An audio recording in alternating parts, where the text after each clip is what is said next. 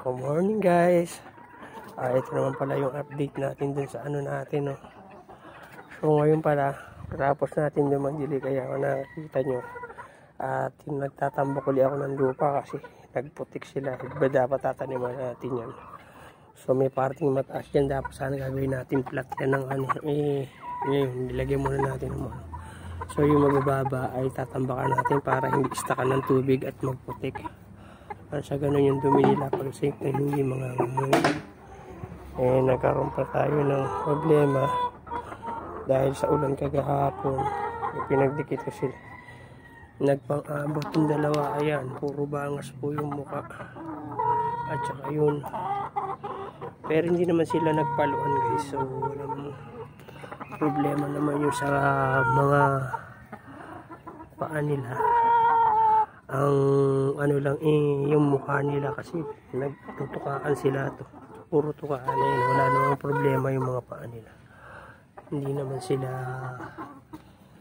ano sabihin mo pumalo sa scratch. Ayan lang, bangas-bangas lang mga mukha. Ayan lang, sila naman dalawa yung nag-abot. Kaya medyo masama yung ano nito. Ayan, medyo dudugo-dugo, masakit yung mukha. Ayan, medyo mapunto ka. Kaya kung mas ano kasi ito, hindi naman masyado na ano. So ayan, may mga bangas lang. So yun lang ano natin. Kaya pero masasalian naman sila.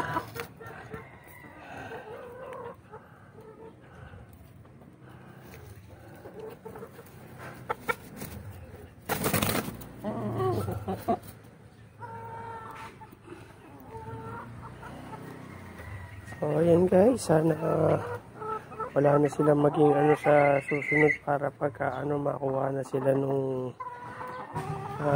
bili sa kanila. Para pagka mabukasan na rin itong mga alaga natin dito. So ayan na muna yung update natin dito sa mga alaga natin. Maraming salamat sa panonood. Thank you for watching at God bless.